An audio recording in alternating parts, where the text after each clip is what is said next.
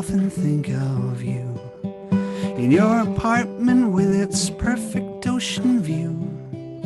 I see you pack your things and slowly pack your things. As you go, you go. You go and get your breakfast at the local corner store. You buy those little things we used to love before. Sit on the promenade and watch the people pass. As they go, they go.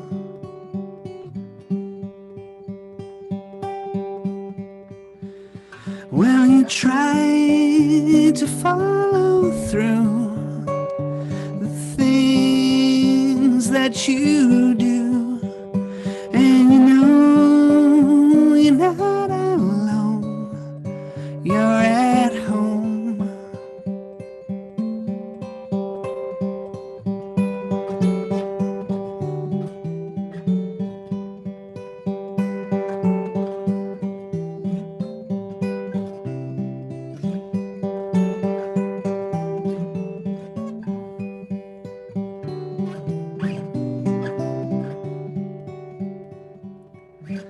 And in the evening time I'd often think of you in your apartment with its perfect ocean view. I see you count the stars and kiss them all good night. As they go, they go.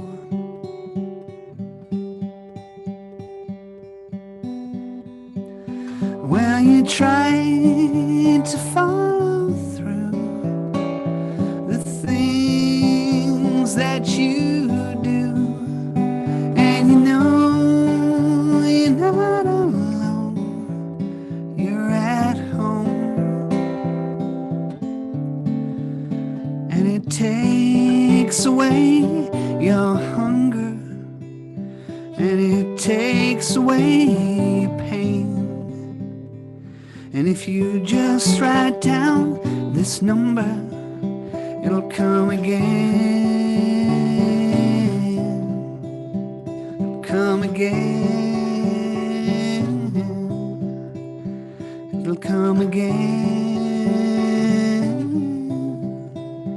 It'll come again.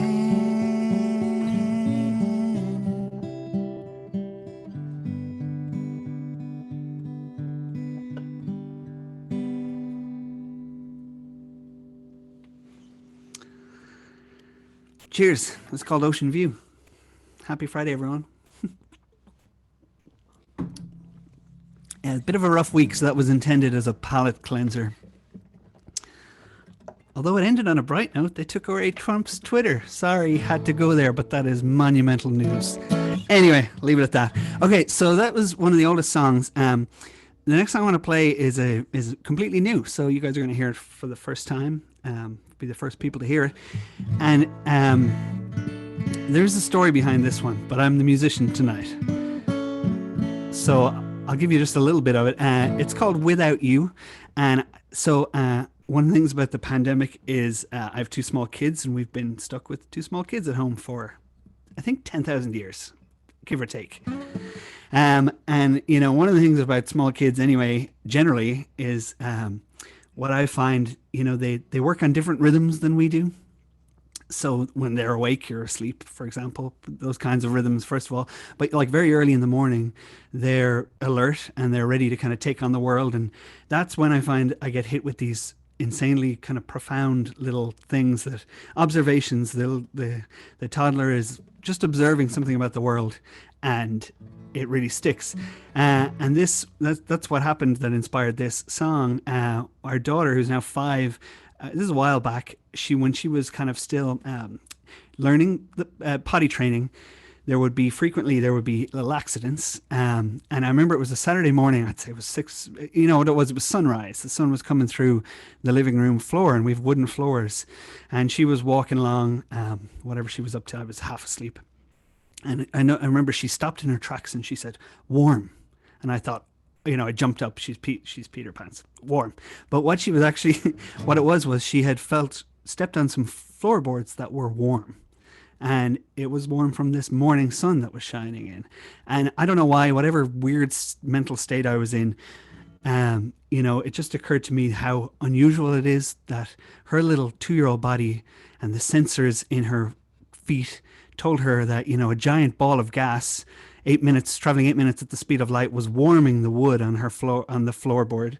And I kind of, I'm a bit of a sci-fi nerd. So, the Fermi paradox and, I remember at the time I was reading about survivor theory and how, we think we're on a very special Earth, and we probably are until it gets destroyed. And up until that point, our survivor theory goes away. Anyway, the odds of all of these things coming together so that my little daughter could feel the warmth on our wooden floor on a Saturday morning while I was barely awake inspired this song.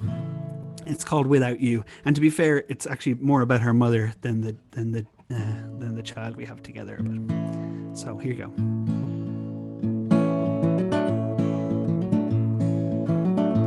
Without you,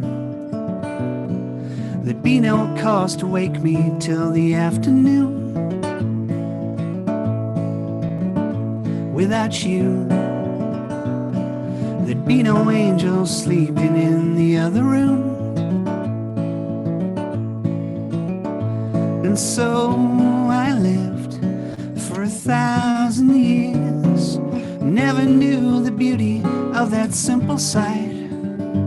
But for all my life, in every town and every street, I'd chase the ghost of you until we'd meet. Without you, I walked 1,000,000 lifetimes on my ragged feet. Without you, to cut me down or lay me down across the breach.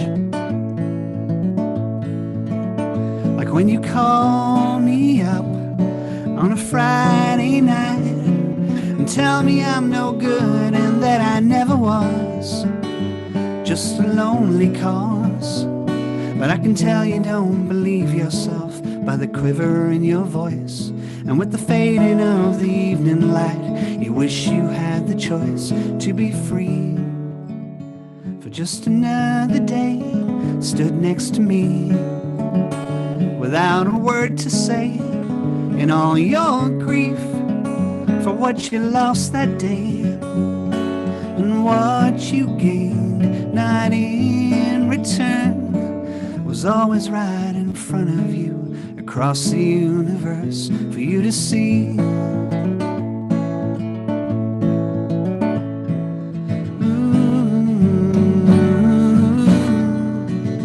For you to see.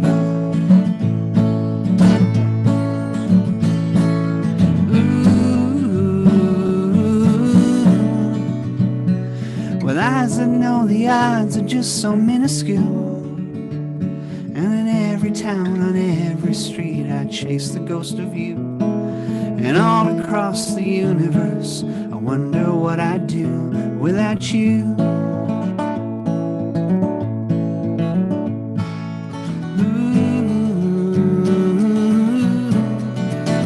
Without you.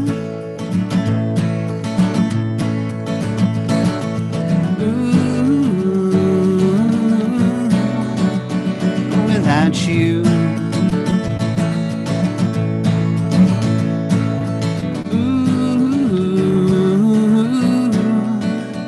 without you.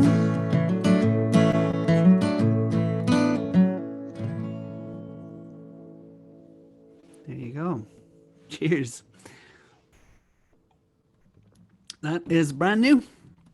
That'll be on a record, I hope. Next year, this year, 2021. I think I have time for one more. It's probably enough to get going and get some stories going. Okay, I wanted to share another song. This is called Seraphine. And I'm going to share a screen here for a second because I want to tell you what inspired this song. If I can, hang on a sec.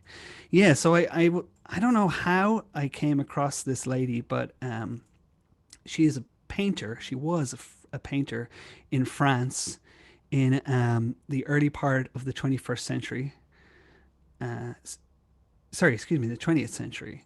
And her name was Seraphine de Senlis, and she was painted in the style, what they call the native style. Sorry, excuse me, the naive style, which means that she just wasn't trained at all. She didn't know what she was doing. So, first of all, I appreciated that. Let me see if I can zoom in. Um, and she was a very sad kind of existence. She was born into poverty, basically. Um, but she painted these beautiful paintings. I'm gonna have to open these one by one. Sorry. And they were inspired by what she identified as God, or the Virgin Mary, actually, specifically in this one. And she was kind of revered for this, first of all, completely untrained hand, and then this kind of almost probably what we'd put on the spectrum these days, because she wasn't trained at all. She just, this kind of poured out of her. So this kind of fed into philosophy of the innate need to create and desire to be creative. She was discovered by the same art collector who discovered Picasso, and when World War One broke out, he had to go, and obviously as most of Europe shut down. But he went back afterwards and found her, and she was working as a maid, and he kind of took her art to most of Europe, and but most people don't know who she is. But her passion and her talent kind of inspired me to write this song. It's called Seraphine.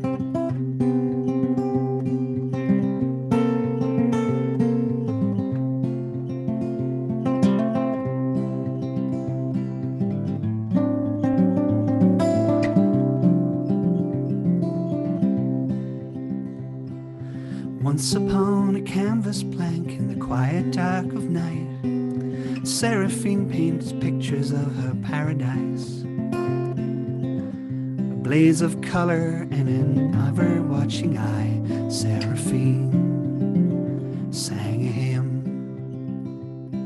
She sings for all the world to hear, but all the world's asleep.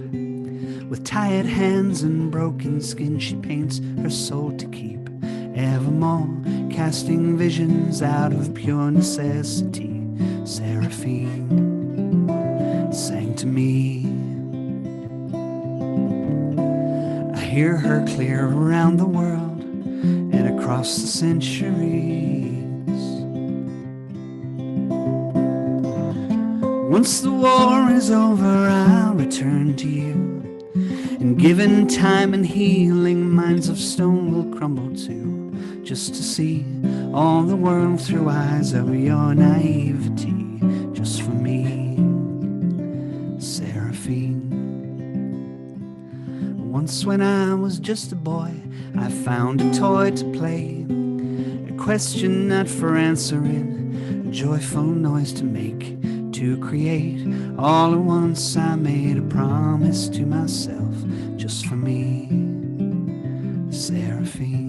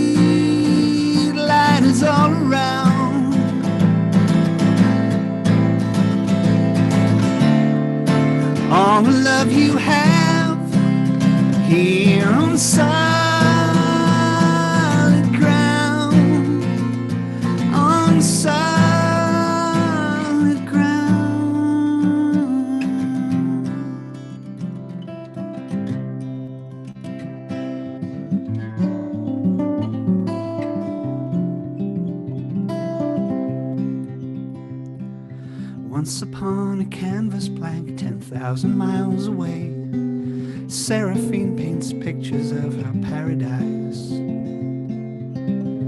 Fill the world with all the colors that you see, just for me, Seraphine.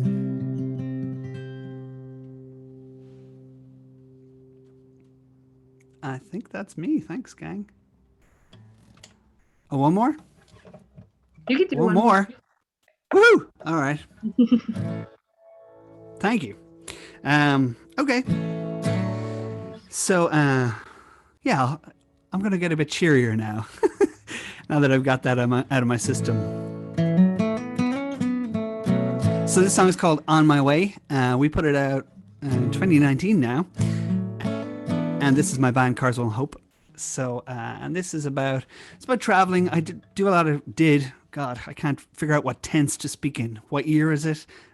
Is this happening now? Did I have a life before all of this? Yeah, I used to drive a lot around the country playing gigs. So, this one was inspired just by being on the road. But it's also about, being a better person.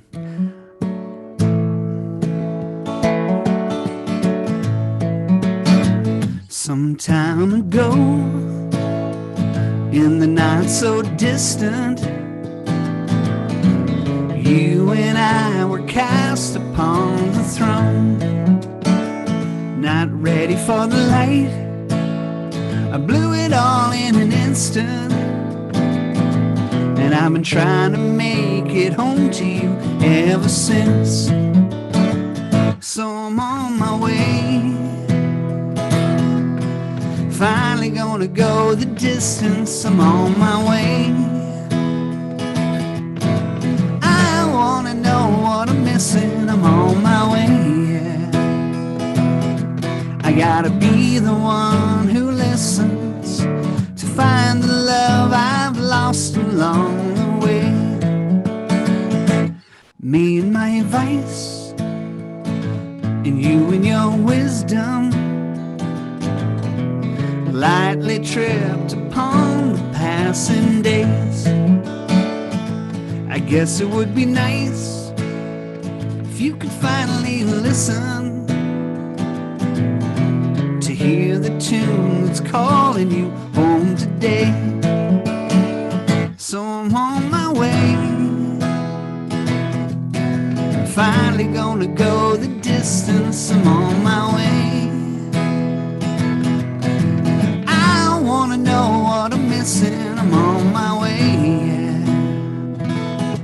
I gotta be the one who listens to find the love I've lost along the way. You and I are two parts, darling, playing the same old game. Win or lose, the roads we choose will bring us here again, till I'm near again. So I'm on my way, finally gonna go the distance. I'm on my way. I wanna know what I'm missing. I'm on my way. I gotta be the one who listens to find the love I've lost along. Pay the world my cost and always find the love I've lost along the way.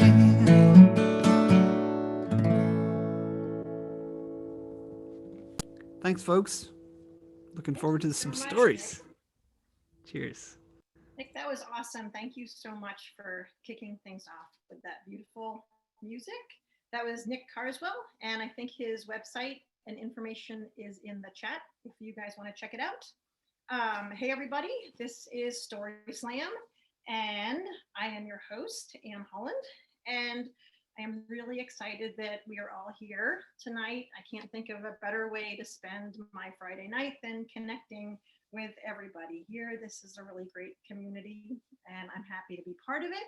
And I am also super excited that two people that are in a different community that I'm in, photography community, are also going to be telling stories tonight. So also, I want to thank the Art Center, the Lawrence Art Center in Lawrence, Kansas, for supporting this event and supporting all of the arts, especially during the pandemic.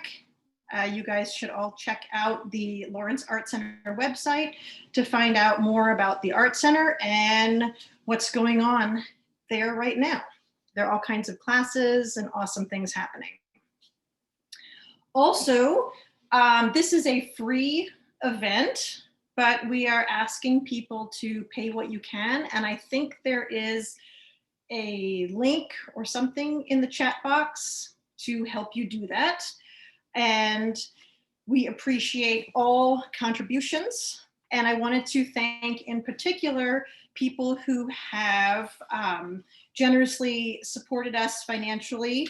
The following people, Jody Johnson, the Lawrence Busker Festival, which is awesome, John Kennedy, David Ritter, Valerie and Francisco Bido, Margie Wakefield Law Office, and the most recent sponsors, Jim and Sharon Hammond. So thank you all for helping out with that. Tonight's topic is Here We Go Again. And we have 7 storytellers already signed up. If there's anybody out there who is planning on telling a story or has suddenly gotten a wild hair to tell a story, let us know. There should be, you can let us know in the chat and Jessica will get you set up and put in the order so that you can participate. And yeah, I think we're on to the stories. So our first storyteller is Nate Clark. And I have this written up about him, that when he's not writing software for teams at work, Nate can be found under a dog pile of 3 boys, cooking with his wife, or riding his bicycle around Lawrence. And I would like to add that when I think of Nate, I think of a person who wears shorts and sandals year round. Like he's always wearing those, and that's pretty impressive. He also has some really zany experiences and his stories are also always awesome. So I am super excited to hear his story right now.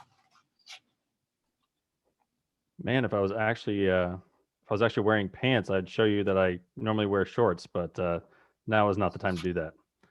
I'd also like to say, man, I don't have public speaking fears, but this pandemic thing has changed me. I can't imagine sitting in a room with all of you right now, and I can feel my heart beating a little bit faster. So if I'm a little nervous, there's some sort of like pandemic induced, I don't trust any of you all. So as Anne mentioned, I have 3 wonderful boys, and what I'm just going to bore you with tonight is the story of their births, because they are all different, but they're all kind of the same, and they're 3 boys, so everybody kind of assumes it's the same, right? But it's not. My first was born 8 years ago now. It was in San Diego. He was our first, and we had no idea what we were doing. We had lots of false starts, and we went into the hospital because we thought my wife's water had broken, and it had not. But it turned out she had preeclampsia, and so the hospital informed us that we would not be going back home. And this would have been fine, except for the fact that we thought it was a false alarm. We didn't pack anything. So we had like 2 cell phones with like 10% battery, and that was it. And so our phones died like an hour into it.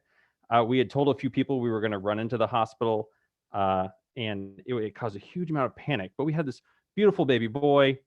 He came out questioning the world right out of the bat. He still does that to this day. But there's the fun part of that story was the moment at which we'd been there for probably 36 hours. And I said, like, we have to go home and get stuff so that we can tell people that we're all right. Like the world is not cool with us being in isolation. And so I ran down to the car and I started driving home, and there was this incredible, absolutely incredible Papa Bear sense, as like every foot that I moved away from my child and my wife, the Papa Bear like intensity increase, and I just got like more angry and realized like this is not right. This is wrong. I should not be going in this direction. But got our stuff, came back home. Everything was great. So 2 years later, little dude number 2 is born, this time here in Lawrence.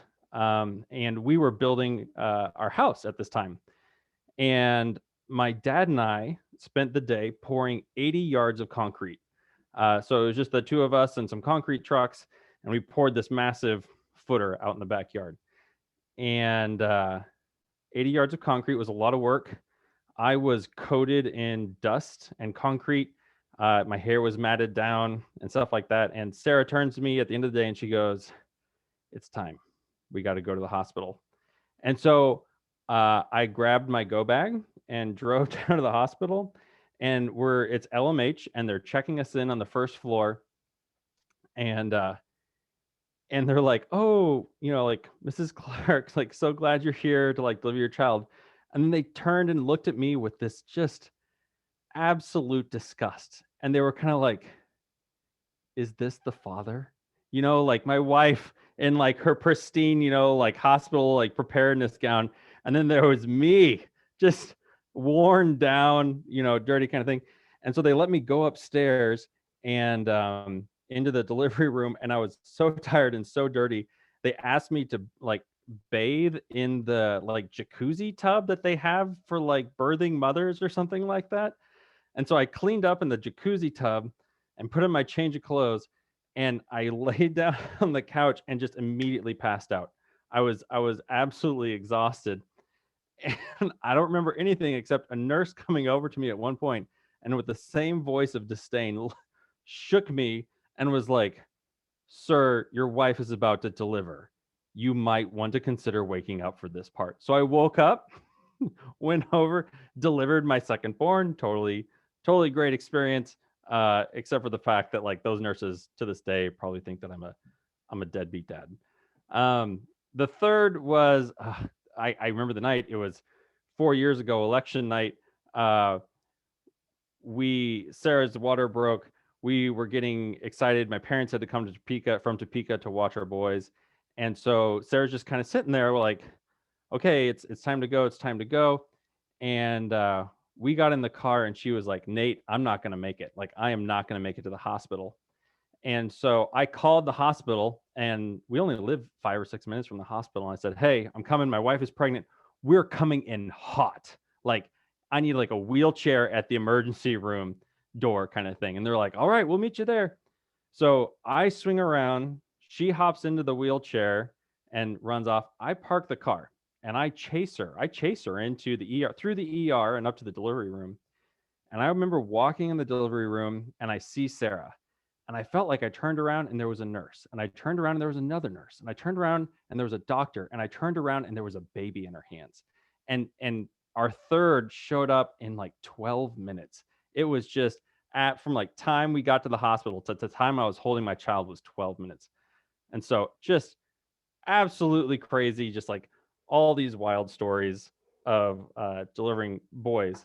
And like many of you, we've been stuck in quarantine for the last year or something like that. And despite having no intention and changing our life plans because we were done having kids, we just recently found out that we are surprisingly pregnant. So here we go again. Oh my gosh, that is so exciting. Thank you so much, Nate. You know how you said your heart was beating really fast before telling your story? My heart was beating so fast during your story because I could totally relate to all of that stuff. And that's awesome. Congrats on number 4. That is super exciting. 4, as you know, I think is an awesome number. So yeah, that is, oh wow, I'm so excited for you. So, all right. So our second storyteller tonight, I'm still like trying to catch my breath in that story, is Emmy Buck. And Emmy Buck is an aspiring storyteller from Texas. She has performed for DC's Story District event and is excited to jump back into live storytelling even during this pandemic.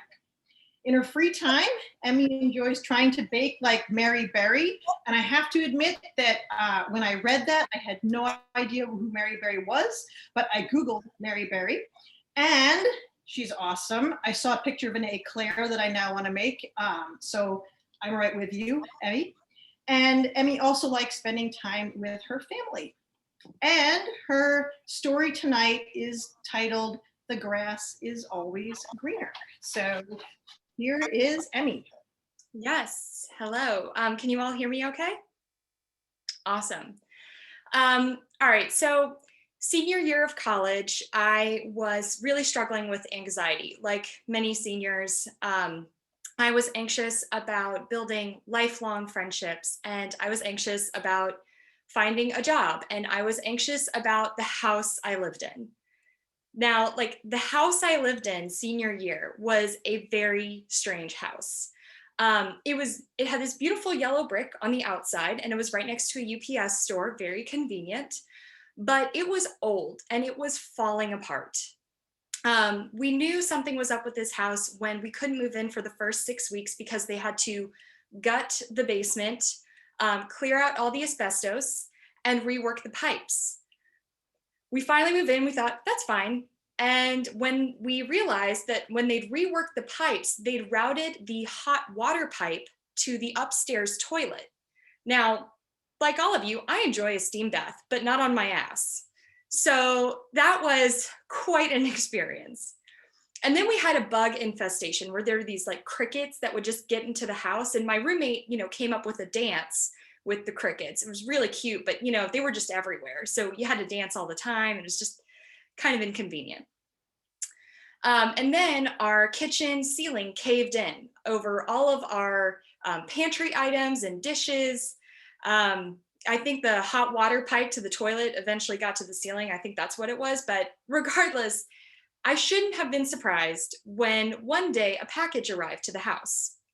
I was expecting a care package from my mom, which would include cookies. And so, of course, I was excited and I opened the box without really looking to see who it was addressed to. And when I opened it, there were these two very large vacuum sealed clear plastic bags. And inside was what I could only describe as grass. And I thought, oh, what a nice way to like eco-friendly packaging here. Like that's so ingenious. And I was like, well, this is definitely not my package. So I'm gonna leave it on the living room table and let my roommates, claim it. A few hours later, I get a text message to our full house group. And it was in all caps, why is there 5 pounds of weed on the living room table? To which I texted back, that was weed? We then had to spend probably the next 30, 40 minutes unpacking why I couldn't recognize weed when I saw it, and especially 5 pounds of it. So, then we're faced with the next dilemma. What do we do with 5 pounds of weed? So we went through all the logical options. We could sell it because we would make a lot of money. We're all college kids and desperate. And we were all on the Frisbee team. So I was like, I know people. But we all then were like, well, we're all looking for jobs and we're definitely going to get caught. So I don't want this on my background check. We finally decide, all right, let's turn it over to the campus police. The campus police show up and they were like little kids in a candy shop. They were so excited to see what 5 pounds of weed actually looked like. And they were saying, well, we got to take evidential photos. And they were taking photos that looked like selfies. They were just like so excited to see what it looks like. So after taking all their evidential photos, they left and we're sitting around just laughing like this is crazy. And we get a knock at the door. And there's this young man standing there in a brown short sleeve t-shirt, cargo shorts, some brown hiking boots. I mean, it was like the worst UPS Halloween costume I'd ever seen. And he was trying to pass himself off as a, UPS worker. And he goes, there was a package that was misdelivered here, and you know, I'm here for you to turn it back over. It was supposed to go to the UPS office next door to you, but it got misdelivered here. And we're, you know, of course, we know right away this is the poor kid that has just lost his entire year's supply of weed. He's probably owing someone a lot of money, and we just kind of apologized to him, say we were so sorry, we turned it over to campus police. Good luck with the weed business, you know, and closed the door. And I mean, we just started laughing hysterically, broke out a bottle of wine, spent the entire night laughing and talking about how just crazy it was. And in the midst of the celebration, I get a phone call that I got my job. And it was kind of in that moment, I was like, oh my gosh, you know, this house is really, really strange. But, you know, here I am making friendships of a lifetime, and I got a job. And, you know, really, when you think about it, all my anxieties were solved with weed. Thanks, guys. Thank you, Emmy. Yeah, weed pretty much makes everything okay. That's awesome. Thank you so much for sharing. And yes, I think we all can relate to the house stress and house weirdness, even if we all haven't gotten a nice big package of weed misdelivered. So our next storyteller is Richard Renner.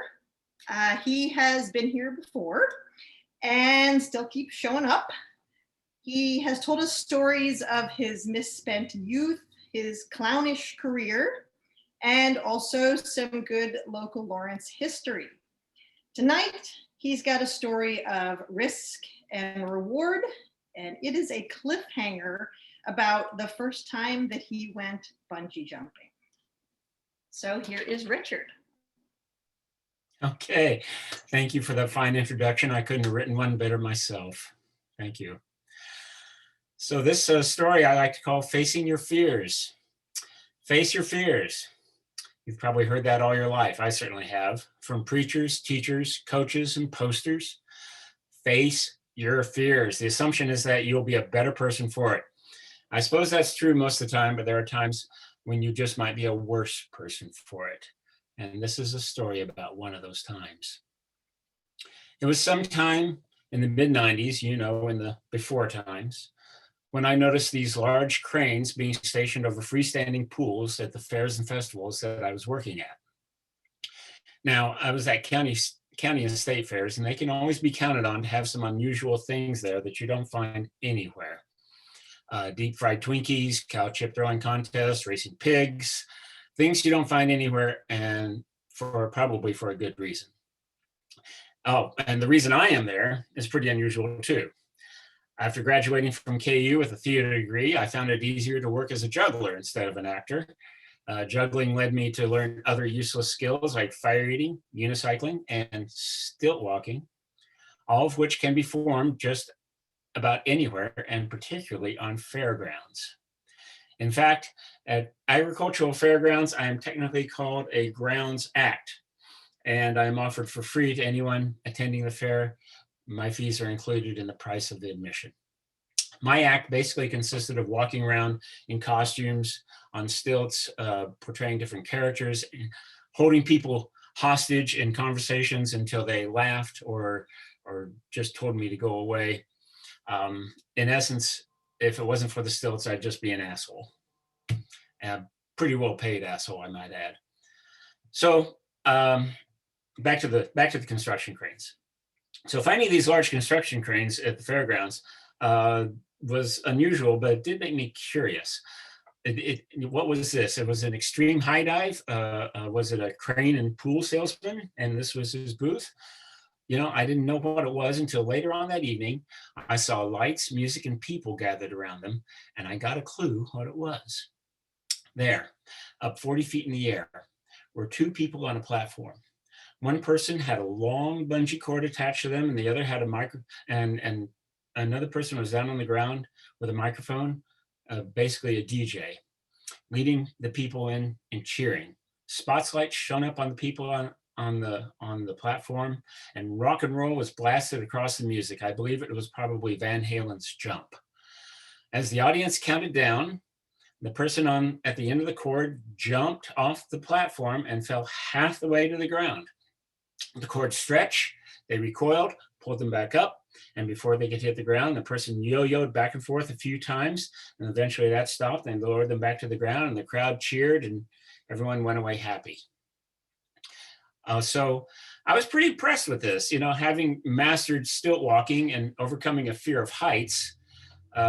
This was actually like the next step in overcoming a fear. My fear of falling, you might say, not just from 9 feet off the stilts, but from 40 feet. This is a way that I would be bolder, braver, and better, right? Right. This is the usual storyline from movies and novels where the nerdish protagonist becomes the manly hero. And surely it would work for me too. I would have a story I could tell for the rest of my life, become a motivational speaker, and no longer have to be a stilt walker. So some time passed between me seeing this bungee jumping thing. That actually was the first time I saw it was in June in Alberta, Canada at a fair. And then again, I kept seeing it at fairs all throughout the summer. And each time I kept saying, I've got to do that. I've got to do that. But there was some resistance there. I wasn't sure what it was. One of the things was the price. It was like an $80 ticket. An $80 ticket for about a 20-second experience was pretty steep in my estimation. I not only was I afraid, but it's also cheap too. So finally, in September, I was at the Permian Basin Fair in Midland, Texas. And there was a bungee jump crane with the pool and the music and the lights and the whole setup. And I found out that they had offered a discount price of $40. I had no real practical reason not to do this anymore. I put my money down and I got on the schedule for later that night. And all day long while I was working on stilts, I was telling everybody about it. I wanted to be there. I said, I'm going to go bungee jumping. And of course, the first thing they said was, on stilts? I said, no, I'm not going to do that. So that night I decided to take the leap. So I showed up at the base of the crane at my allotted time. And I hadn't paid much attention on how you get to the top of this crane. But apparently it was just a simple rope pull that they kind of strapped me to a rope and winched me up to the top of the platform. I got off and there was a guy waiting for me with a big harness. He strapped me into this harness, it went over my shoulders and put me in a large jock strap that had a carabiner attached to it. And attached to the carabiner was about 10 bungee cords and a foam pad so I wouldn't whack myself in the head, I guess. And after they got all this strapped in and such, they actually put a helmet on me. And I got to thinking, I said, a helmet? You really think that's going to help any? It must be some liability thing. So he put the helmet on me. And that's when my fear really started to jump up. I could feel it coming up from my legs. Looking down from that platform was not the same as watching it from the ground. I'm sure if you've ever gone to the top of the ladder as opposed to the bottom of the ladder, you understand that perspective. So I started thinking, probably overthinking. I started thinking, gosh, I wonder if all these bolts are torqued up to specification. I wonder how many jumps these bungees have. I wonder if this carabiner was bought from the lowest bidder in a Chinese factory. How could I possibly trust all this stuff? Perhaps signing up for a budget bungee jump wasn't the best idea after all. So the music came up, the lights came up. I could hear the DJ getting the crowd going. I was pushed over to the edge of the platform and I heard the countdown. 10, 9, 8, 7, 6, 5, 4, 3, 2, 1. And I didn't jump. I froze. My helper up there beside me said, jump! And I said, I don't know what to do with my hands. He said, I don't care, just jump. And so I did the first thing that any scared little boy does. I grabbed my crotch and I bent over and I head rolled down off the platform, rolling over and over in a somersault, much like a yo-yo on the end of a string. And I hit the bottom, I flew back up, and I went back down, I flew back up. At this point, I was no longer conscious. I was just a thing falling and bouncing in the air. Finally, I found myself on the ground, and I was still scared. I was scared when I went up there. I was scared when I was doing it. And I was scared when I got off and all the way home. So sometimes facing your fears, fear wins. Thank you.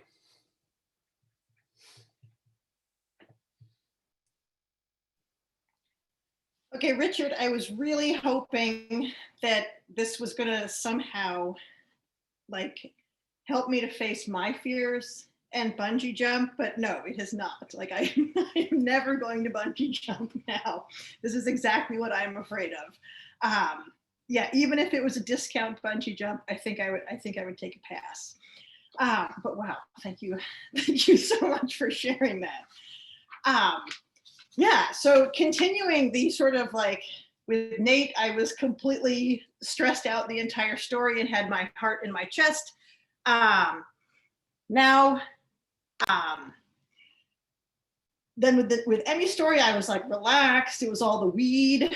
And then with Richard's, like my heart's back in, beating super hard. So now we have Kate.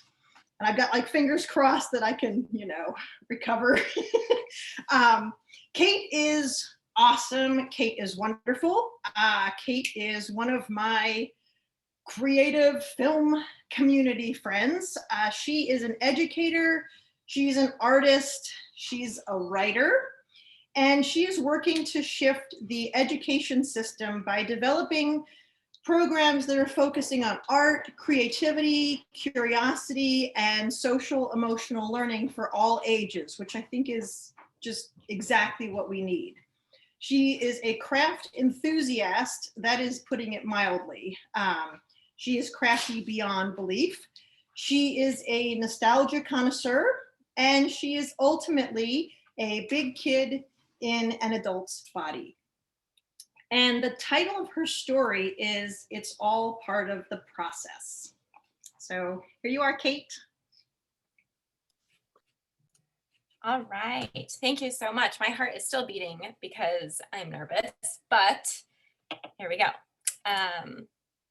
All part of the process. As you'll see with the story that I'm about to share, I am quite susceptible to distractions. I am also a writer, so I process and think best by writing, or so I tell myself. Despite being an educator for almost a decade, wherein like fake it till you make it improvisation is actually a trade secret, I knew that I'd need to write out my story before doing this event so as not to forget or lose track altogether in the excitement of the moment and just start like quoting 90s comedy movies until my time was up. So this is about my thinking and writing process. So when I started brainstorming about what story I wanted to tell for this event, I sat down at my writing desk, which is really just a regular desk, but I call it that to sound, more writer-ish because I'm manifesting dream goals over here. So I'm at my writing desk with my pen poised, perched in my hand. I'm ready to write. I've done my moderate hand exercises to protect against the inevitable hand cramp that I know is coming and seems to occur way more than before now that we're like typing all the time. And although my thumbs are like calloused and lickety split over the smartphone keyboard, good old-fashioned pen to paper writing these days, I need to develop my stamina, as with most things like actually walking outside my house. I am struggling to even go up steps these days. But anyway, back to setting the scene. So I'm at my desk, my coffee is brewed. I'm sorry, I will rephrase that. My coffee was brewed several hours ago and now it is half drunk and cold, but that's the perk of being someone with the attention span of an overachieving goldfish. You can get not only hot coffee, but you can get iced coffee as well. So for me, it's kind of a win-win. So I had my coffee, my husband's off at work, I had my morning bowel movement, I actually put on non-stretchy pants for the first time in months, things are looking up in the getting down to business realm. And for anyone who's ever watched Mulan, not the new one, but the original cartoon version, the song "Let's Get Down to Business" is like playing on repeat in my head at this moment. I take a deep inhale in. I'm excited about my distractionless morning. No more excuses for not getting any writing done today. Or so I think. And other me in my brain is like, "You're cute. That's a funny joke." Because just as I put my pen to paper, the things that I've been marinating on all night, all morning, my eyes meet a patch of dust on the corner of my writing desk. And I don't know how y'all's brains work, but you know that super zoom filter on Instagram that's like dun dun dun dun as it dramatically zooms in? I don't know how they did it, but Instagram seems to have captured a filter that also is in my brain, especially when it comes to dirt, dust, mess, really anything that's slightly askew, like a picture frame that needs some leveling or grammatical error in a newspaper. My brother will sometimes just knock things off or like tilt them ever so slightly just to tease me, classic older brother stuff. You get the idea. So anyway, I'm frozen again as my brain begins to calculate the next step. What do I do here? It's like the Hangover scene where Zach Galifianakis is like counting cards and the mathematical equations go across his head and he's all like, "What am I doing right now? I'm thinking." That's me in this moment, transfixed by this dust and like brain slightly short-circuiting. Like, what do I do? Do I ignore this dusty distraction and just, take a deep breath, get back to this task at hand? I've been doing all this meditation. Why is this not coming so easily? Or do I take a few minutes to just, clear away the dust before I start back to my writing? Really simple, right? False. My body has seemingly made a decision that the rest of my consciousness is attempting to catch up to, because all of a sudden I drop my pen, perhaps a little bit more dramatically than necessary. And you can almost sense the paper. I'm like sensing it roll its metaphorical eyes at me, being like, "Ugh, you tease." So I use the sleeve of my sweatshirt to wipe away the dust patch, which is a collection of eraser bits and incense ash and, normal everyday dust. Or in other words, the perfect concoction of debris to suggest that perhaps a deeper clean of the house is in order. Because much like the classic children's tale, if you give a mouse a cookie, if you give a Kate a feather duster, she's gonna have to clean the entire house, including her closet, which if you are a Friends fan, I will say is akin to Monica's secret hoarder closet that she won't let anyone see. But don't worry, I've cleaned that at least 5 times, even being in quarantine when I've worn, this is the one shirt probably that I wear for fancy Zoom occasions. And other than that, it's just t-shirts. So my husband, when he is around for these cleaning frenzies, has learned not to ask what room I'll be starting in or what room I'm going to work on right now.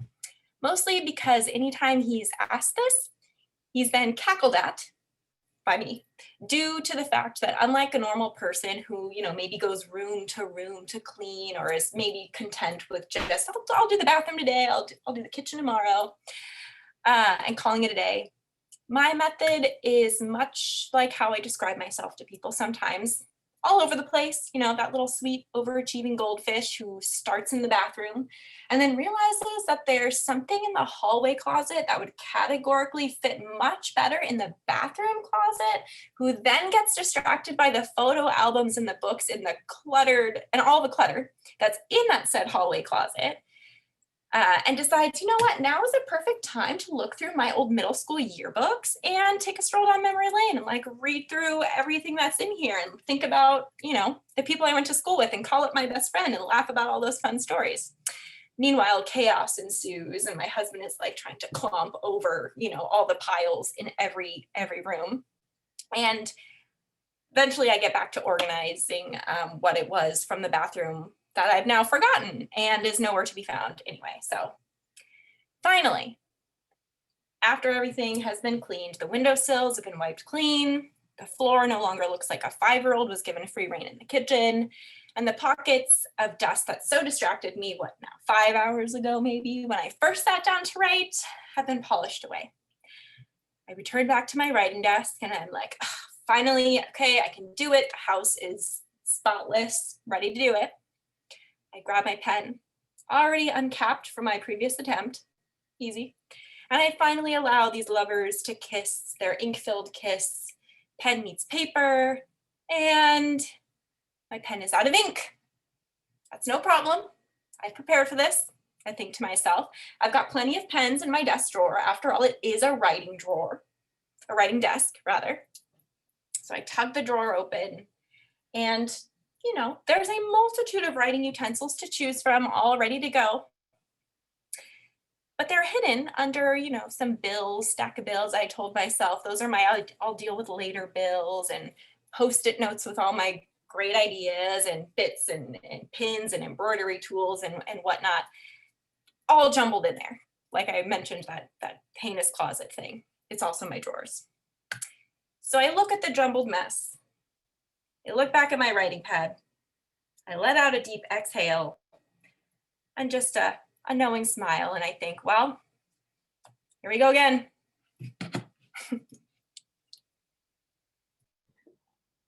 Kate? Kate, I don't know what you're talking about at all. No, actually, it's very, very familiar. And yes, I'm with you also on the whole super zoom on anything that's just slightly off. It happens to me all the time. So thank you so much for sharing that. Oh, and I wanted to ask, does anybody have, who's just sitting in the audience, listening and enjoying themselves, does anybody have an impromptu story that might have been sparked by any of the stories that we've just heard, or just from sitting and thinking and marinating on things? So if you do, type it in the chat. Yes, type it in the chat, and we will get you in the lineup. How does that sound? Okay, but in the meantime, since I don't see anything showing up in the chat, thank you again, Kate. And we are going to move on to another one of my film community friends. This is Ben Yount, and he is from, oh, and I should have mentioned Kate's in LA, and Ben is in San Francisco, California. He is a husband, a father of two, and a practicing dentist. He loves reading, writing, and telling stories. As a child, the pen and paper were just another toy, but now he's getting more serious and trying to break into the creative scene. So I'm super glad that he is here with us today. Okay, so his story, I'm actually going to save and let him talk about it, except the teaser that it involves a wristwatch, and the title is Another Watch Bites the Dust. So here's Ben. Well, I'm so happy to be here, and yeah, we're going to talk about my watches. So I got my first watch when I was 4 years old. It was a Mickey Mouse watch. It had a white dial, a silver case, and a red leatherette strap. I wore it always, and it was mine. And I wore it swimming, I wore it to bed, and I wore it until I couldn't, until it broke. The leatherette had deteriorated, the battery had died, it probably had water damage. But every year after, I got another one. But it wasn't until high school that I really got into watches. We were on a family vacation, and we had a layover in Miami, and in the airport there was a kiosk selling watches, and I saw a stand with a swatch, and it spoke to me. It was silver with a silver band, and it had a black dial, skeletonized hands that you could see through, and it was a chronograph. My mom came over, and she was so confused how adamant I was about an inanimate object, and I had to have it. And like a fool, she got it for me. She created a monster. Well, time went on, and I was on the track team, and I was timing myself with that watch, lap after lap, getting faster and faster. I wore it in the locker room. I wore it in the shower. I wore it to bed. It was mine. and you get where it's going. It broke. The band broke. I lost it. The crystal was cracked. The battery was dead. And then I got a pager, and it told the time. I didn't need a watch anymore. So, and I started texting my girlfriends via PagerSpeak, if anybody of you guys remember PagerSpeak. And that lasted a hot minute. And then I got a cell phone, and that was where it was at. And I was about to graduate high school. And back then, talking on a phone and driving was cool. This isn't like the late 90s. But the real cool cats, they had a car phone. Well, I never had a car phone. So I went through college, all through 4 years, but the only thing on my wrist was a bracelet my dad had gifted me. And it wasn't until I entered dental school that my girlfriend told me I needed to get a watch. And she said, you're gonna be a professional. People are gonna be looking at your wrist and you need to wear a watch. And I smelled elitism, and I don't like elitism. And I told her I don't need to wear anything. But you see, that's not where she was coming from. She's Chinese, and status and symbols from where she comes from, it means something. And she continued, she said, no, you're gonna have patience, you need to be on time, and you need to have the time at the flick of a wrist. And so I said, that makes sense. So we went to the mall, we went to Macy's, went to some jewelry stores, and I realized we were going to a lot of stores because I had preferences on experience from enjoying watches in the past. And we got to the last store, and the mall was almost closing. And underneath the glass, there was this watch that spoke to me. It was a matte silver with a matte silver bracelet and a black dial. The sales associate took it out. I tried it on, but I couldn't have it. We were in school, so we didn't make any money, and I wasn't going to have her do that. So we left, and without the watch. And she asked me if I liked it, and I said, well, yes, I liked it, but I'm not going to have you get that. You can't afford it. I'd never even asked how much the watch cost, and she turned right around. And by the time I got there, she had already negotiated a price with the sales associate, and it didn't cost too much. It was mine, and I wore it always, but only this time it was going to be different. So I was on the bus in San Francisco where I was going to dental school, and the bus was packed. I couldn't sit down, so I was standing in the walkway, and the bus jolted from side to side, and everybody was okay. I was okay, but I banged the watch against a metal railing, and I got my first scratch on it, and I'll never forget that. But time went on, and I was thinking about another watch. I was still running. I ran through the forest. Believe it or not, in San Francisco, there is a forest in the Presidio. And I was dreaming about this watch. It was a real man's watch, a dive watch, like something that Jacques Cousteau or 007 would wear. And it was all inspired by a surgeon that I worked under on a rotation in a hospital. And he wore scrubs and a head covering and a surgical gown, but peeking out from his wrist was from his cuff was this dive watch, and I wanted to be just like him. And I went home that night, and I looked up, about the watch and how much it was, and I couldn't afford it. It was too expensive. And but when I graduated dental school, with the first little bit of money I got, I bought that watch. It was mine. I wore it always, and I thought it was everything. And then time went on, and my girlfriend became my wife, and we had a son, and we lived in an apartment, and the fire alarm was going off, and it wasn't the smoke detector, not that little plastic thing with the 9-volt battery. No, it was the building alarm, and it was deafening. And in the hallway, I went out, and smoke filled my lungs, and I saw a path to get out of the building. And I went back inside, and I didn't need to say anything to my wife. She was already holding our son, and we left. And right at the threshold of our apartment, I realized I was going to lose my watches. But in that split second, I realized they didn't mean what I thought they meant to me. So I lost some watches that day, but I had my wife, I had my son. They're mine. I had everything. So thank you.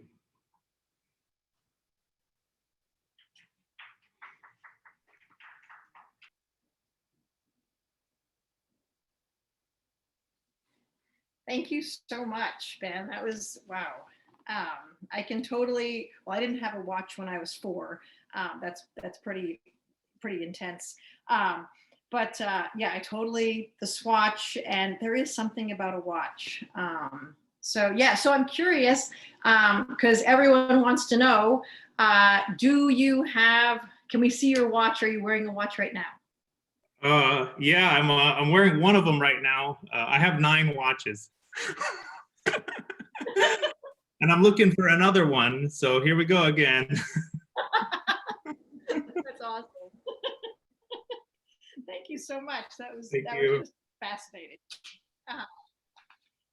Oh, we have an impromptu story. Wait a second. Oh, yeah. David, do you want to do your story now? We have a story from David Holland, who is here in Kansas.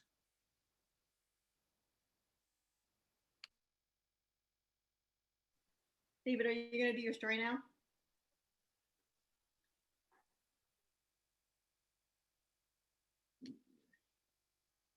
Oh, I can't see. Okay, I'm going to take that as a no, he's not.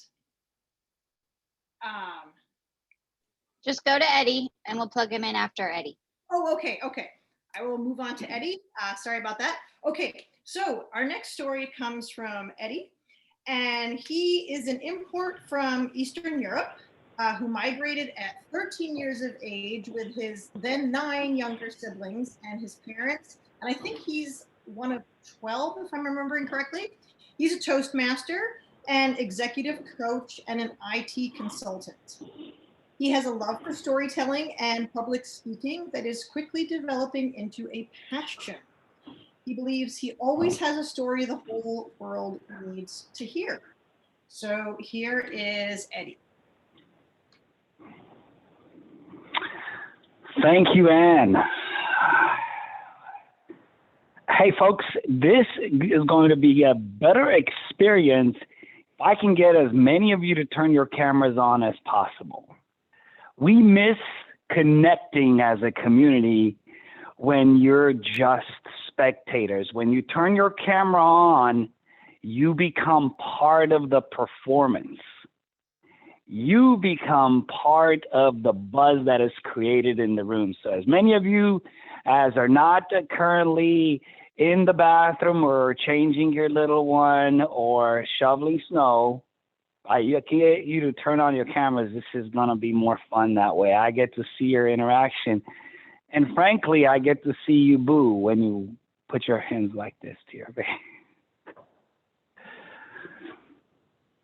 I was but 5 years of age the first time my house caught on fire. By the time I would have left the house, I would have experienced the house fire 4 more times. I remember the scene partly from my own experiences and then partly because the story of that event was obviously repeated immediately thereafter multiple times. We had family at the house. We had a fairly new house that was built from the ground up by my parents in a rather modest part of Ploiești in Romania. And the fire hit. And I remember the aftermath. The tension had died down and everybody, we were doing an inventory asking, okay, what are the burns like? And we found that there were some had 2nd-degree burns, nothing as bad as flesh falling off, but it was pretty rough. We looked at the side of the house that was damaged. I was sitting in my mom's lap, and I felt I wanted to participate in the exuberance. Well, I obviously was feeling like I needed to participate in this collective breath we were taking. And I lifted up my toy and I said, well, we still have little tractors. And I remember that because years later I would need it. You see, everybody else had a reason to say, yeah, this This could have been a lot worse. We're glad it's over. Here's the reason for us to hope. There's lots of it. X, Y, Z, and the array. I was thinking of what was going to work me out of that stupor, and I was thinking tractors. And I found throughout the years, hope is necessary. Hope you always have it. The 5 needs of Maslow says that we need basic shelter, we need to feel safe, and we need to have a way to provide for our loved ones. We need to feel connected. We need to feel like we have status, and then we need to feel like we can be the best. But at the core of each one of those, you have to have hope that whatever you experience today, tomorrow will be better. You have to have hope that you learn something. That those little tractors I found to be a way that I coped with things. I've always found the outlook to be a good one. And that was the button that I pushed, the reset button. You think of somewhat as resilience. We all have a certain reset. That was mine. Hey, I know I'm going to be okay. Until a couple of years ago, when the bottom fell out. And I'd like to tell you what happened if I really, really knew. I don't know. If it was depression, anxiety, something hit. I had a series of events, and I went into a very dark place. Now, hope, you guys all know, is a lot like your breath. You don't think about it until you start having issues taking a breath, and then all of a sudden, that's all you can think about. Folks, I had a lot of events that put me in that kind of place. My kids were older. They were starting to not need dad as much. I've been a single father for 15 years. That's what I knew.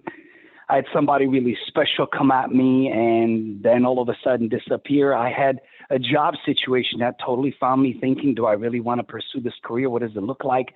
I had a lot going on. But the one thing that I lost was my adult version of Little Tractors.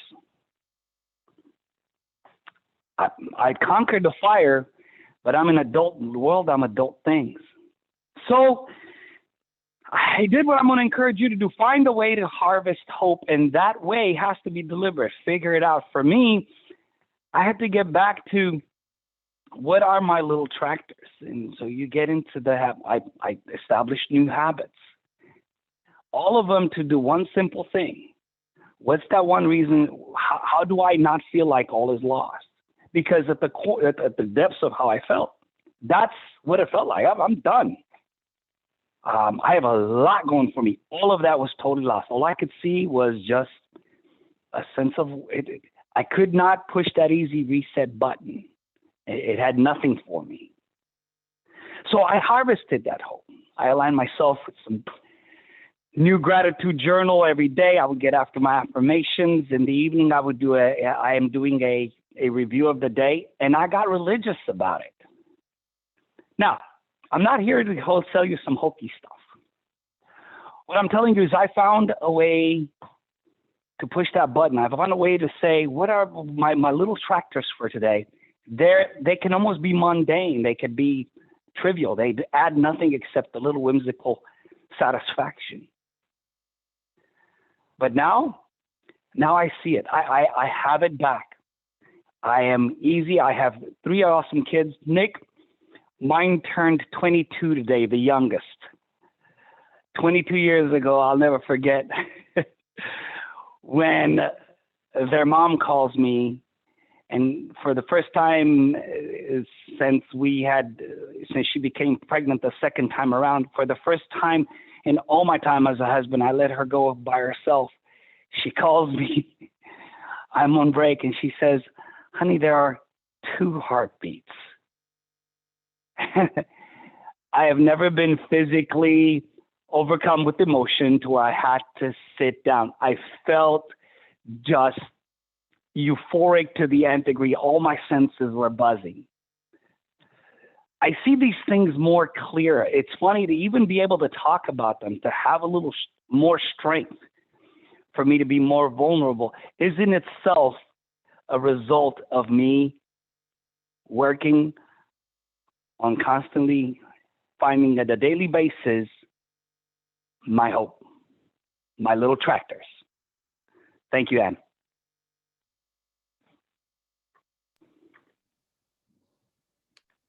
Thank you. That was beautiful. There was something, maybe it's because I live in the countryside, but there was something about that imagery that when you were describing the little tractors, and then you also talked about harvesting hope. It was a very vivid sort of farm image there.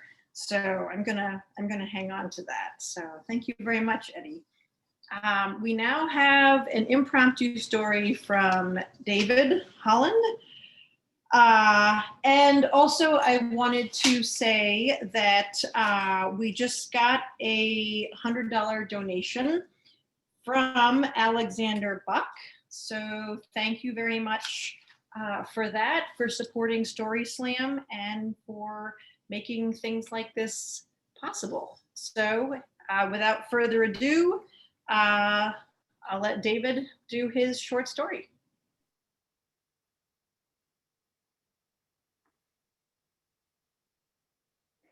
All right, thank you, Anne. Can everyone hear me? I have somewhat unstable internet, so all right. I had an impromptu story that I thought of because of what Nate's story was about giving birth. So like Nate, Anne and I, we have 4 children. And with our first one, we had a lot of fears, like I think everyone does. But one fear that we had was that our baby would be swiped from the hospital. Now, I know that seems very unlikely. So instead we had a more rational fear, which was that our baby would be switched with another baby. Now, maybe that's not so rational because that sounds like something that happened in the 50s or 60s, but that's what we were afraid of, even though, they have those bracelets and things like that, and they have this whole system of lockdown and stuff with doors to make sure that doesn't happen. That was still probably one of our greatest fears. So Anne and I, we made a pact. What our pact was is that we would never let our newborn child out of our sight while we were in the hospital. Now, the burden of being the baby protector mainly fell to me because Anne, after all, had just popped out a kid. So she was in bed recuperating, and then nursing and that sort of thing. But so I was this baby protector. And so one of the things that meant is that we didn't let our baby get taken away by the nurses, even though our baby might have been crying and we couldn't calm her down. And when the nurses wanted to take her away and put her in the nursery and let us sleep, we didn't let them do that. And we were very firm and adamant about this, even though we got a lot of flack actually from the nurses. I think that they don't like when people do that. It also meant not very much sleep for me because, our baby didn't sleep very much. And, you get really tired. We're only there for 2 days, but it's still a couple of days of not a lot of sleep. And so at one point, like I have her like on the bed, I'm half asleep, but I've got my arm around her, thinking that, I don't think she could have fallen off the bed. She's not really moving, but, and she just also wouldn't stop crying. And, and I'm so tired and she won't stop crying, and feel like we need to maybe rely on the nurses to take her away, but we said we wouldn't. So all I remember is I was singing to my daughter, and I'm not a good singer and I don't know any songs. So one of my first memories of a father, as a father, was singing the Star Spangled Banner over and over and over. And it actually worked. And at some point, I actually was able to half doze off because she fell asleep for like 30 minutes, and it was so wonderful. So sometimes the baby does have to be taken out of the room. They have to go into the nursery for some tests.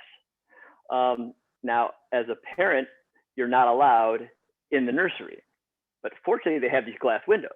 So when the nurses needed to take our daughter down to the nursery, I would tag along in sort of panic mode, where they'd take the baby from me, into the nursery, but I could stand there and watch outside the windows, but always very intently.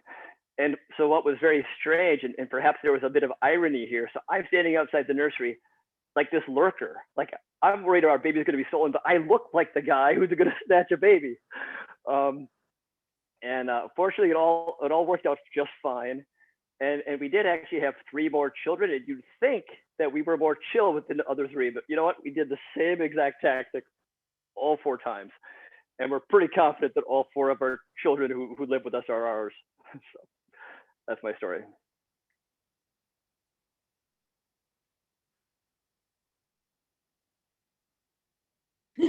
Thank you, David, for showing us to be the nuts parents that we are.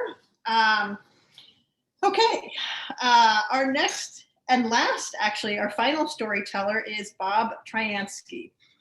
Bob is also awesome. He has been coming to Story Slams for a very long time and delighting us with his stories. Although I'm going to say I'm a little unsure because I feel like a hallmark of Bob's stories are audience participation. And so I'm not sure how this is going to work on Zoom, but Bob's a creative guy, so we're going to find out. Okay, so for more than 20 years, Bob has been delighting parents, teens, teachers, and professionals with his humorous, warm, autobiographical tales, his coming-of-age stories, and yarns about the quirky complexities of modern-day life. He is an award-winning writer, speaker, and storyteller, and he is from Lawrence, Kansas. He was born in Philadelphia, and he often incorporates that into his stories.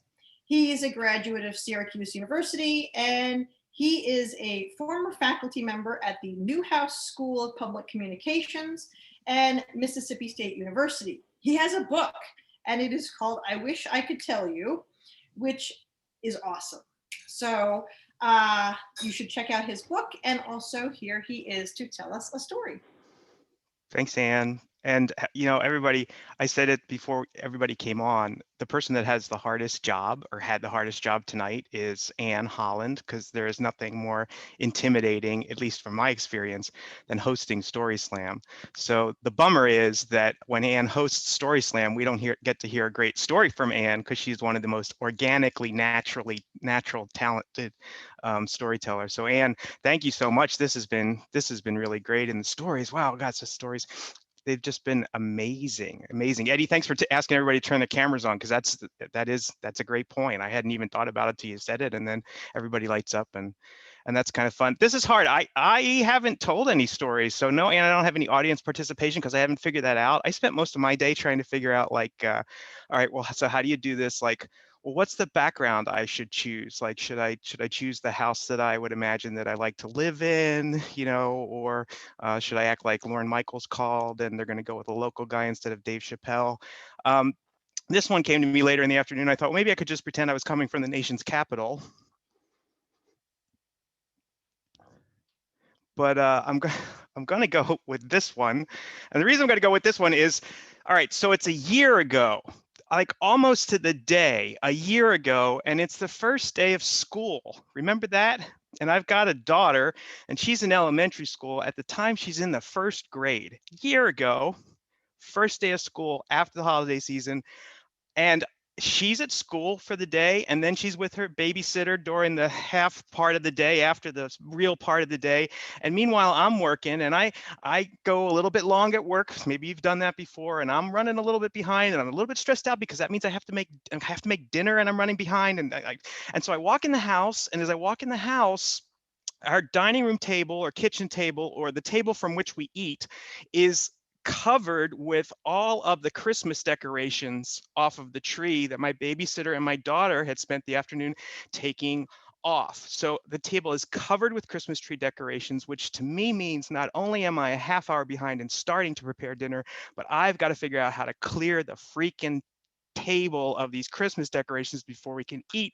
And I got to do bath and book and bed, and so I'm trying to get everything oriented. I notice on top of the table there's a green folder, and just as I catch my eye, my daughter screams from her room, "Dad, there's a folder on the table. There's stuff from school you're supposed to read." So I was like, okay. So I go over and I pick up the folder, and I open the folder, and in the folder are some, I'm going to change the names of folks to protect their identity. In the folder, are some letters from my daughter's principal. We'll call him Mr. Peppermint. First letter from Mr. Peppermint. welcomes everybody back to the beginning of the year, and hope you had a great holiday season. And gosh, we really missed you. And there've been a couple things that have happened, and we just want to bring you up to date on everything that's happened over the Christmas break.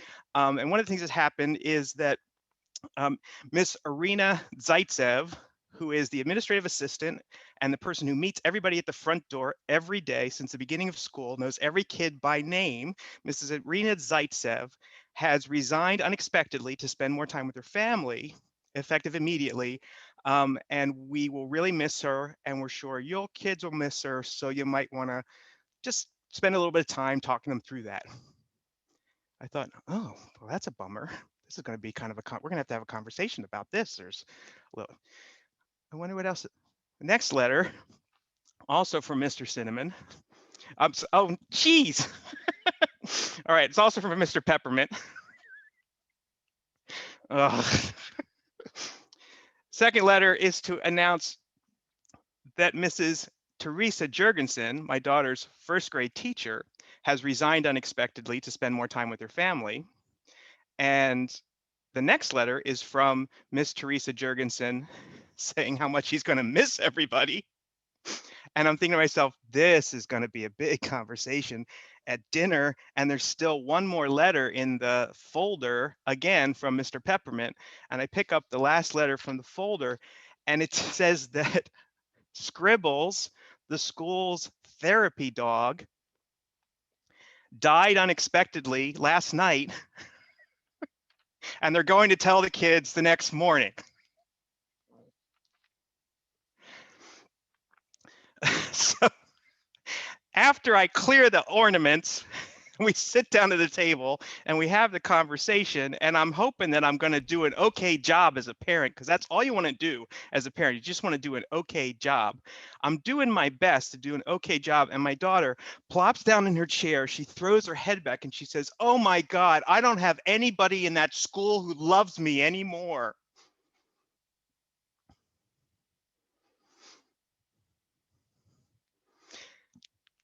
Six weeks later, we move to the other side of town. So we're changing schools.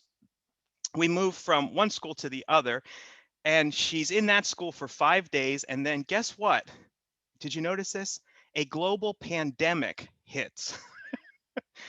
So she moves from that school to this school. She's there for 5 days, then no school for 2 months. Then I don't know what it was, but it wasn't school, but it looked a lot like this, except I don't know what it was. And then summer, no school. And then trying to figure out, well, what will school look like? Well, I don't know, but here we go again, more communication from the school district that doesn't make any sense at all. How could it? It's not their fault. It's a global pandemic.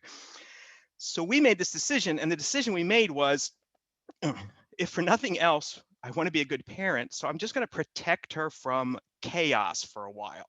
So instead of doing remote learning or hybrid learning or going back to school or whatever, I just want to know what I'm going to do for a couple of months. So we're going to choose virtual school.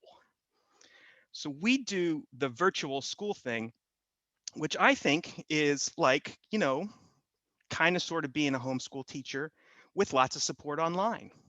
But it's not. It's like homeschool with a virtual curriculum, very little online learning, very little online instruction. I got manuals this thick. I'm spending 2-3 hours on a weekend to prep for the week. It is because I want to avoid being an epically bad parent, because so far to this point, I'm not there. So, all right. So I've spent the last 9 months repeating the second grade. And I've learned a lot by repeating the second grade. And the thing I've learned is, I think I finally understand where the real source of my childhood trauma came from. And it was not the things that I've talked about in other stories before. No. It actually, I think, came from, and I've discovered this because I'm going back through second grade curriculum, because I'm the language arts teacher, and I have to teach the book with the stories. Do you remember the stories? I didn't remember the stories. Here's a story. Do you remember the Pied Piper from Hamelin? I didn't remember the Pied Piper from, I mean, I knew he played the flute. In case you haven't, so let me bring you up to date because I didn't prep for this one and you haven't had the chance to prep for this one. Okay, so here's how the story works. You got this town, Hamlin. It's riddled with rats. You got a mayor, he's got a rat problem. Rats, rats, rats, everywhere rats. Vermin, disease, bacteria, rats. Nobody wants to be the mayor in a town full of rats. He tries to find somebody who can solve his rat problem. Nobody in town can solve his rat problem. Into town walks a kind of a strange guy wearing a rainbow poncho and carrying a flute. And he goes to the mayor and says, I can solve your rat problem. And the mayor says, I would love you to solve my rat problem. And he said, how much will it cost for you to solve my rat problem? And he said, I'm pretty reasonable, 1,000 pieces of gold. The mayor says, 1,000 pieces of gold? If you clear my rat problem up, I'll give you 5,000 pieces of gold. Piper says, nope, not necessary. Price is 1,000 pieces of gold, real simple. Give me 1,000 pieces of gold, I'll solve your rat problem. Mayor says, take it away, you go. So the Pied Piper goes out to the middle of the town. He takes out his flute, he plays his flute. And as he's playing this flute, all of these little verminy, awful, bacteria-filled rats come crawling into the middle of the town square. And he continues to play his flute, and the rats follow him. They follow him through the town square. They follow him down the street. They follow him out of town. They follow him down to the edge of town where there's a river. And he stands on the edge of the river and he continues to play. And as he continues to play, the rats jump into the river and discover that they can't swim. And the river whisks them away and they drown all of the rats. They drown all of them dead. Pied Piper comes back, says to the mayor, no more rat problem. Mayor says, that was pretty good. He says, okay, here you go. Gives him 500 pieces of gold. Pied Piper says, 1,000 pieces of gold. Mayor says, 1,000 pieces of gold? That's outrageous. I'm not going to pay 1,000 pieces of gold. He said we had a deal. He said I'm not going to pay 1,000 pieces of gold. That's insane. Have 500. He said the Pied Piper looks at him and says, I don't think you want to do this. You're going to be sorry. The mayor says, I'm going to be sorry? I was sorry when I had the rats. The rats are gone. What are you going to do? Pipe them out of the river? Take your 500 pieces of gold. Take it or leave it. And the Piper says, okay. Now, I kind of remembered this, but as I got to this point where he says, okay, and then he starts to walk into the square, I was like, oh, wait a minute. There's this part of the story next. Wait, this gets kind of dark and ugly. And oh, I've got a little kid and she's not really she's afraid. She doesn't want to watch Moana because she doesn't like volcanoes. Okay, so doesn't he? And so the story comes and I'm getting really nervous about it, and he's into the middle and he takes out his pipe and he starts to play his flute and all of the children start walking out and I'm going, oh no, I didn't prepare. How do I? And I'm flipping ahead on my iPad to see sort of how they, and I'm like, I think he drowns the kids. Is he going to drown the kids? I haven't prepared her for this. And then no, he goes over the bridge with the kids is what the image goes. And I go, oh, thank God. So he goes over the bridge and then into the meadow. I thought, oh, thank God. And then he heads toward a mountain. And in this mountain, a big hole opens up and the Piper plays his pipe and all of the children go into the hole in the side of the mountain, followed by the Piper, and the mountain closes behind him. And the children, except for the one little lame boy who was too lame and too feeble to keep up with all of the other children, except for him, they all disappear and are never seen again. So I'm thinking to myself, what do I do with this? And my daughter says, okay, so wait. She said, so did he just bury them alive? Or did he take them into the cave and murder them one by one? So I got nothing. I got nothing to prepare for this. I just felt like I felt totally inadequate, and I get frustrated because I haven't had any training to be a teacher. I mean, I'm doing my best and I'm prepared, but they don't tell you in the instructions like what to do with the give and take. Like how do you process the give and take? But there's stuff that you're supposed to make sure that you accomplish, like because they're going to test you. They just don't tell you what the questions are going to be or what they're going to test you on. And so it's just, so we're doing this story. And we're doing fables, and the story is The Hound and the Hare. All right, and it's a story of a dog and a rabbit, and the hound and the hare meet in the meadow, and the dog, the hound, goes like this to the hare and scares the hare, and then he goes like this to the hare and he starts biting at the hare's ankles, and the hare says, "I don't want you to do that anymore. Why do you do that?" And that's kind of the end of the story. Like it's like 3 paragraphs. There's not a lot there, but they want you to make a lot there by like teasing it out of the kids. Like, what are all the hidden underlying meanings? And I'm saying, okay, Evelyn, so like, what are some of the descriptive words we could use to sort of explain what happened here? She says, Dad, dog, rabbit, they don't get along.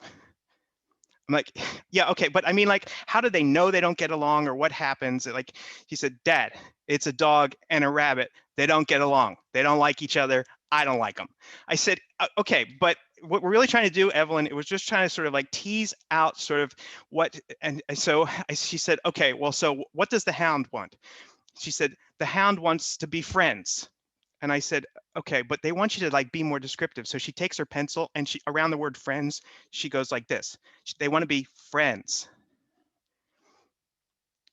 So I'm just feeling like a terrible, epically bad. I was just like, okay, fine. We'll come back tomorrow to the next exercise. The next activity is, what would you do if you would rewrite the ending? And I'm like, rewrite the ending? This story doesn't have an ending. It's just a stupid, annoying thing that's going on. And so Evelyn says, I don't want to write an ending. I said, yeah, okay. She said, I would rather just dictate my ending. And I said, that's fine. You can just dictate your ending. She said, I'm just going to say out loud what I'm thinking and you write it down. I said, okay. She said, you ready? I said, I'm ready. And I took out my paper.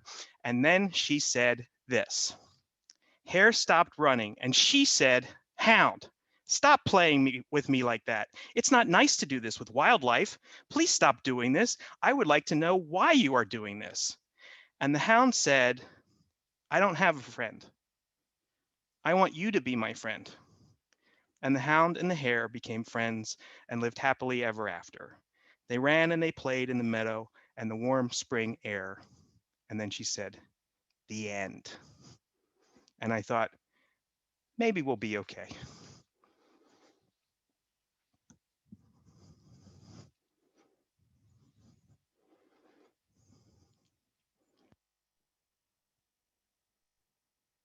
Oh my goodness, Bob, I'm still laughing. Like so many things funny. The okay parenting goals, I think you've vastly exceeded okay. Because if she can do air quotes, that's so awesome. And I'm still cracking up about your flute thing. So thank you so much. I think a lot of us can relate to the very weird learning and teaching circumstances that we all find ourselves in. Before we close for the night, does anybody have an impromptu story that they would like to share right now? I'm looking on the chat to see if anyone is typing. Oh, wait, yes. Nick Carswell. Oh, our musician. Awesome. Yeah. Okay, Nick, take it away. Okay, can you hear me all right? Okay, so this was inspired by a couple of different stories tonight. My daughter is here, the one from my story earlier, actually. So let's see, Nate's hospital story inspired this. I was reminded by watches. Anyway, so this is the story of how I first realized that I really, really loved my wife, and also why I'm constantly paranoid in hospitals. So this was back in, let's see, we must have been in our early 20s. My wife and I met actually here in the States. I'm from Ireland, by the way. Should have made that clear. And we met in the US and we stayed together. We moved home to Ireland. And we weren't living together actually at this point. So I was, and the other context here is that as a young man, I was just a bad boyfriend, I think, and a bad, just, 22-year-old boy is the biggest idiot you can ever find in the world, if you ask me. And I was one, so I think I can say that. So I remember, I used to be late for meeting my girlfriend. One time, what reminded me of the watch thing was one time in Melbourne, Australia, I was so late meeting Hannah that I was looking around for anyone in a crowd on the street corner, for anyone with a watch to ask what time is it? And I asked Hannah, because I looked at her wrist and asked, what time is it? I have to meet my girlfriend. I looked up and she was like, Nick, what the hell are you doing? What are you talking about? So I was just terrible at being a boyfriend and looking after people and being just dutiful. But Hannah was having her tonsils taken out, either her tonsils or her wisdom teeth. So she was in hospital, at a private hospital in the back, in a probably like 2 or 3 miles from where we were living in Dublin at the time. And I was going to go visit her. That was my kind of, like, that's how bad it was. That was impressive. That was supposed to be impressive that I was going to go visit her in hospital. And so we lived in Donnybrook, and there is the river, the name of it. Anyway, there's a small stream running through residential neighborhoods of Dublin. And I decided the quickest way to get there was to follow this stream. There's a path, a trail that ran along the stream all the way up to the door of this hospital. And it was dark, it was at night, it was cold and wet. So most of those things are true anytime in Ireland. It's not always dark, but it's usually cold and wet. So I walked this trail along the stream. I might have had flowers or something. It was a big production to go up and visit my girlfriend after having her wisdom teeth pulled out. I remember kind of trudging through this horrible, wet, muddy, just awful. This was the sacrifice I was making. Anyway, managed to get into the hospital, found her room and to visit her, and she was kind of pretty dopey. I think it was like she might have had that surgery that day, and she was kind of out of it. She had been asleep when I went in to visit her, and as I leaned in to give her a kiss, I got a smell of I got a smell of poop, and I thought, oh my God, oh bless, she must be really sick. She's pooped herself. Oh my God, hang on there, I'll get a nurse. I'll be right back. Just stay there, I'll get a nurse. And as I remember distinctly, as I pulled the chairs with the wheels in the hospital, as I pulled up, I looked down and I had carried dog shit into the hospital, probably for a few miles on the trail in this small stream. And I'd carried it up, into an elevator, across the floor. If you've never done it, I wouldn't recommend it. If you want to feel really bad about yourself, carry dog poop into a hospital, like deep into a hospital. But that's how I knew, because for a moment there, I was sure that she had pooped herself. And that's how I knew that I love my wife. And that's why I'm always just a little paranoid and uncomfortable in hospitals, like I'm going to do it again or something. That's my story.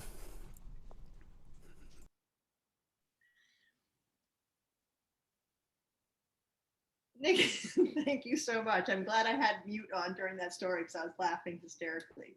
And I also did that one time, not in a hospital. I actually, tying together the last two stories, I once stepped in dog poop, cutting across the grass because I was late to go to like a Board of Education meeting for our school. And they were presenting some award, and our kid had gotten it, and so had another student. And I just remember realizing when I was in there, it was the same thing where you're smelling it and you have no idea, and you're thinking like, what the hell? And then you realize it's you, and that's just the worst. So I remember trying to, somehow throw everybody off my scent, but I'm sure they knew. So I'm always a little nervous going into like school meetings now as a result of that. So anyhow, well, that is all our storytellers for tonight.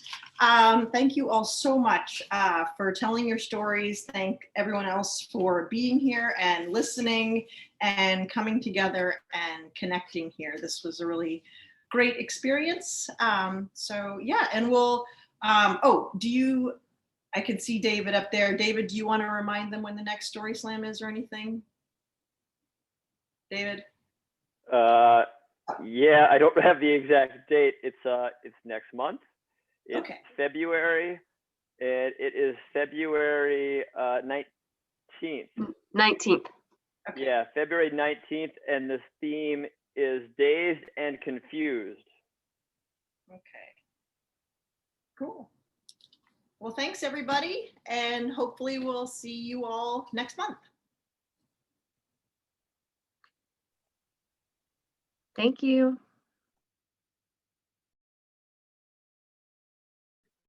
Thank you.